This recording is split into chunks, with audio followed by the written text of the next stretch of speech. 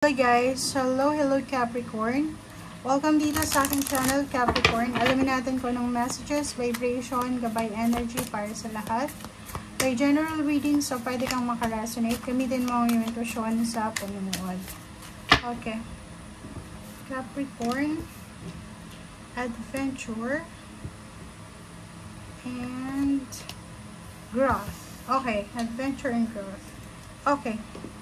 So, first card natin is Adventure. Dito sinasabi na be adventurous. Okay, Capricorn.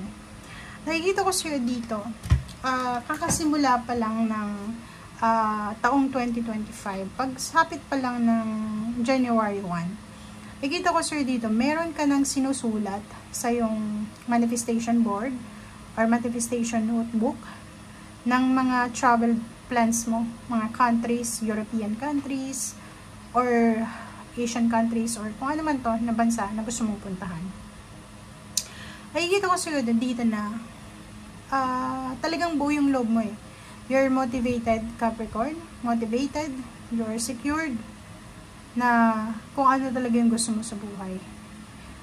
Walang masama dyan. Okay? Be adventurous. Gamitin mo yung manifestation board mo na yan or plan para ma-motivate ka sa taong ito na 2025. Nakikita ko sir dito na mayroong iba sa inyo na gustong lumipat ng ibang lugar, ibang bansa, ibang state, or ibang country. And nakikita ko sir dito na kahit na nakapagtapos ka na ng pag-aaral, nagtatrabaho ka, still ano ka pa rin, hungry for success ka pa rin, hunger for stability, parang ganun. So, nakikita ko sa'yo dito na huwag kang masyadong magbadali. Take baby steps as you grow, okay? And be willing to learn daw from others. Itong growth card na to. So, nakikita ko na willing ka naman matuto para sa mga bagay-bagay na hindi mo pa alam. And nakikita ko everyday, marami kang natututunan. Marami kang wisdom na nakukuha sa everyday life mo. Experiences pa.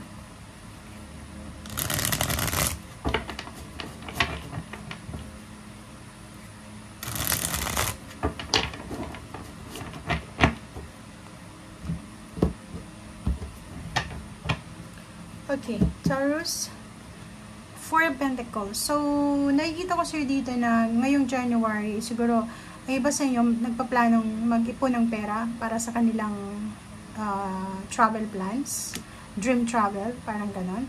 So, yung Four of Pentacles dito is pwedeng sobra-sobra yung pagtitipid nyo. Magsisimula kayo siguro sa last week of January, magtitipid, mag-iipon, and gagawin nyo talaga yan sa taong ito. Okay? Kasi marami nang dumaan eh, na mga oras na parang feeling mo,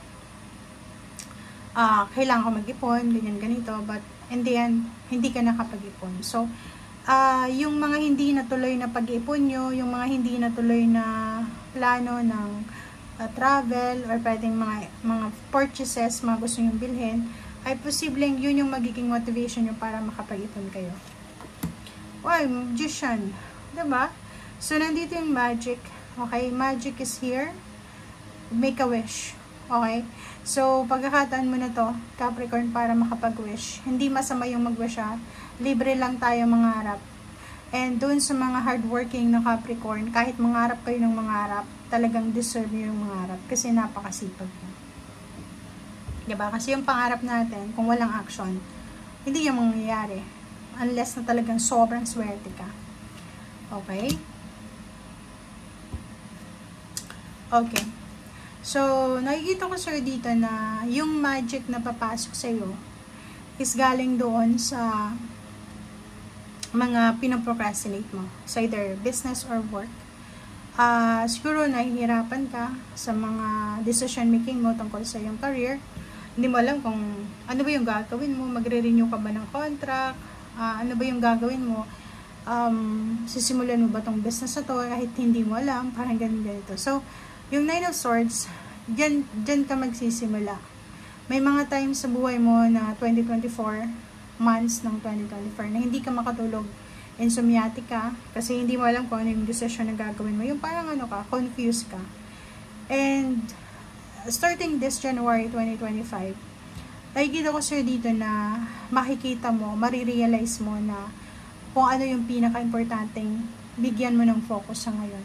And nakikita ko sa'yo dito na isang napaka-unexpected na boost sa iyong career or sa iyong career or sa iyong financial ang posibleng mangyari. Okay? Kabulol-bulol na ako. Okay, Eight of Swords. Yung Eight of Swords na to, ito yung pakiramdam mo, maybe 8 years ago, 8 months ago, na parang yun, gusto mong mag-travel pero hindi mo magawa. Gusto mong lumipat ng bahay, hindi mo magawa kasi kulang sa pera, kulang sa savings, kulang sa connection or anything. But, starting this January 2025, nakapag-isip ka na, handang-handa ka na, alam mo na kung ano yung gagawin mo. Parang iniisip mo na, okay, so hindi ako natuloy last year, so ngayon talagang gagawin ko na talaga siya. Okay, so nakikita ko sa'yo dito na yung focus mo talaga, tawag dito, motivated ka, parang determinado ka, driven, determinado, and ambitious ka, sobrang ambitious ka. Kita ko sa'yo dito na yung focus mo sa ngayon is mahawakan itong lump sum of money nito, makuha itong pinaka-dream salary mo, dream job, dream company, or dream travel. Yung iba din sa inyo, paki-comment sa comment down, paki-comment sa comment section, comment down below. Ano ba yan? Bakit ganun? Comment down. Okay, so Capricorn, sinasabi sa'yo dito ng 10 of Cups and 3 of Cups na isa sa dahilan kung bakit gusto mong makapag-ipon is all about family celebration. Siguro, kung wala ka pang asawa, single ka pa, gusto mong ibigay sa pamilya mo yung magandang birthday, celebration, Christmas, parang ganun. So, kailangan mag-ipon. Yung iba din sa inyo, may kailangan kang pag-ipon para sa graduation, para sa pagpapatayo ng bahay, pagpaparenovate ng bahay, pagbili ng lupa, pagbili ng sasakyan, pagta-travel nga. So, nakikita ko sa'yo dito na buo yung loob mo naka-focus ka. Focus ka sa kung ano yung goals mo talaga sa buhay. Siguro, few months ago or few years ago, hindi mo masyadong sigurado. Parang uncertain siya. So, but now, nakikita ko sa'yo, sigurado ka na. Sa ayaw at sa gusto ng mga tao sa baligid mo, talagang ipupursu mo to ng mga plano mo sa buhay. And, ang unang plano is makapag-ipon. Pangalawa is ituloy yung mga plano mo dati. Pangatlo is mag-focus sa trabaho, mag-celebrate, and makaalis sa financial stagnation and emotional stagnation. So, freedom, yun ang nakikita ko sa'yo, na posibleng maging wish mo ngayon na ma-obtain yun or makukuha mo. Okay? Thank you guys. Bye!